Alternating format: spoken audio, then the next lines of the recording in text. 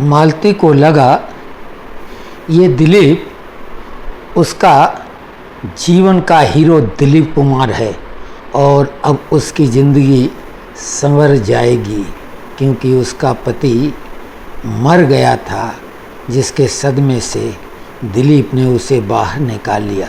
लेकिन जब उसका राज खुला तो वो सकते में आ गई और पुलिस में रिपोर्ट की। पूरा मामला क्या है जानिए। उत्तर प्रदेश के अयोध्या ज़िले से कथित लव जिहाद का एक मामला सामने आया है। दरअसल आरोप है कि मूल रूप से अयोध्या ज़िले के रहने वाले सरफराज नामक शख्स ने मुंबई में दिलीप कुमार बनकर विधवा हिंदू महिला मालती से शादी कर ली। वहीं दिलीप उर्फ सरफराज मालती के बड़े बेटे का खतना कराने की फिराक में भी था। वहीं अब मालती की शिकायत के आधार पर पुलिस ने आरोपी के खिलाफ केस दर्ज कर उसे गिरफ्तार कर लिया है। आपको बता दें कि यह मामला मूल रूप से गोरखपुर जिले के मझगवां थाना क्षेत्र की रहने वाली मालती नामक विधवा महिला से जुड़ा हुआ है। दरअसल मालती अपने पति और 2 बच्चों के साथ मुंबई में रहती थी। यहीं पर उसके पति की मौत हो गई। पड़ोस की खोली में रहने वाला एक युवक मालती का हमदर्दी दर्शाकर करीब आ गया। तब उसने मालती को अपना नाम दिलीप बताया था। बाद में दोनों के बीच नज़दीकियाँ बढ़ीं तो उन्होंने मुंबई के एक मंदिर में शादी कर ली। वहीं हाल ही में महिला मुंबई से अयोध्या के बीकापुर कोतवाली क्षेत्र में अपने पति दिलीप कुमार के घर भग्गू जलालपुर आई। आरोप है कि यहां आने के अगले दिन ही उसके पति ने उसके साथ जबरन निकाह किया। इसी के साथ उसे बताया गया कि उसे मुस्लिम रीति रिवाज के अनुसार रहना होगा। खबर के अनुसार यहीं से उसके सामने यह सच सामने आया कि जिसे वह दिलीप समझ रही थी और उसके साथ मुंबई मंदिर में शादी कर अपना जीवन साथी बनाया था, वह तो असल में सरफराज है। आरोप है कि रही सही कसर तब पूरी हो गई जब सरफराज मालती के बड़े बेटे का खतना कराने ले जाने लगा। इसके बाद महिला ने इस मामले की शिकायत बीकापुर कोतवाली में कर दी। शिकायत के आधार पर पुलिस ने दिलीप बने सरफराज को गिरफ्तार कर लिया।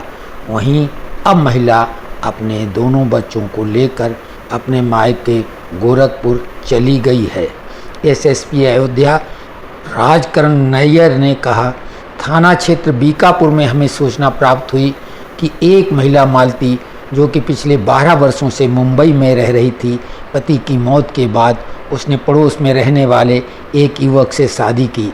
पड़ोस में रहने वाले युवक ने अपनी पहचान गलत बताई, महिला को धोखा देकर उसके साथ शादी कर ली।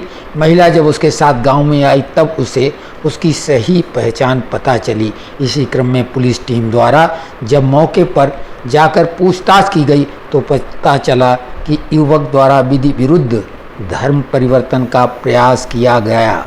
इसी के बाद युवक को गिरफ्तार कर विधिक कार्रवाई की जा रही है। तो ये तो थी पहली लव जिहाद की कहानी, जो कि इसका अंत जेल यात्रा से हो गया और अभियोगी का कानून इनको सबक सिखाएगा। दूसरी भी लव जिहाद की कहानी योगी के लखनऊ से ही है। लखनऊ में हाथ में कलावा बांध लड़की से मिला, ईश्वर नाम बताया और शादी कर ली। बाद में पता चला ये ईश्वर नहीं इरशाद है। उत्तर प्रदेश की राजधानी लखनऊ से कथित लव जिहाद का एक और मामला सामने आया है। आरोप है कि यहाँ एक युवक ने युवती को अपना नाम ईश्वर बताकर प्रेम जाल में फंसाया, फिर हिंदू रीति रिवाज से उससे शादी कर ली। मगर शादी के बाद युवती को पता चला कि जिस युवक से उसने शादी की है उसका असली नाम ईश्वर नहीं इरशाद है। आरोप है कि इस दौरान ईश्वर उर्फ इरशाद ने युवती का शारीरिक शोषण किया और ज़बरदस्ती धर्मांतरण करवाकर मौलाना के सामने ले जाकर निकाह करवा लिया। खबर है कि युवती बीते कुछ दिनों से गायब है। वहीं अब इसके माता पिता ने मामले में FIR दर्ज करवाई है।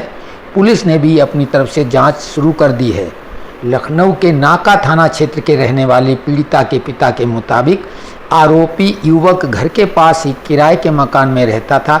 हाथ में कलावा बांधकर अपना नाम ईश्वर बताता था। पीड़िता के पिता के अनुसार आरोपी ने उनकी बेटी से दोस्ती कर ली और कुछ महीने पहले वह युवती को बहला फुसलाकर भगा ले गया।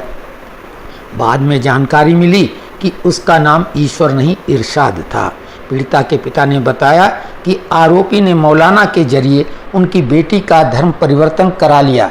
उन्होंने कहा कि उनकी बेटी कई दिनों से गायब है। पुलिस के पास मुकदमा लिख लिया गया है और तलाश की जा रही है। इस बीच बूढ़े माँ बाप अपनी बेटी के न्याय के लिए दर दर भटक रहे हैं। DCP अपर्णा रजत कौशिक के मुताबिक इस पूरे मामले पर पीड़ित परिवार की तरफ से तहरीर देने के बाद मुकदमा लिखा गया है। इसमें कई तरीके के आरोप हैं। उन आरोपों के लिए युवक की तलाश की जा रही है। हालांकि पीड़िता का मोबाइल नंबर सर्विलांस पर लगाने के बाद जांच की जा रही है, लेकिन अभी तक उसका कोई सुराग पुलिस को नहीं मिला है। तो इन कहानियों से जो लव जिहाद इनको कहा जाएगा, लेकिन इसमें गलती उन बेटियों की भी है जो बिना कुछ सोचे समझे जानकारी लिए उनके बिछाए जाल में पक्षियों की तरह आसानी से फंस जाती हैं। आज इतनी कहानियाँ जब सामने आ रही हैं और उनसे कोई नसीहत नहीं ले रही हैं तो इसको क्या कहा जाएगा।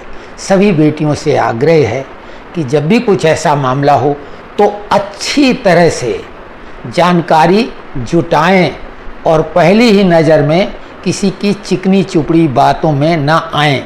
कलाबा, कोई धार्मिक चिन्ह धारण करना, मंदिर जाना, ये तो फिल्म में लोग करते हैं एक्टिंग की तरह, और वो एक्टिंग करके एक गंभीर मुसीबत में डाल देते हैं।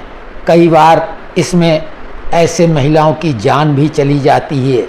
तो सावधानी बरतें और आसपास के लोगों को भी सावधान करें। धन्यवाद।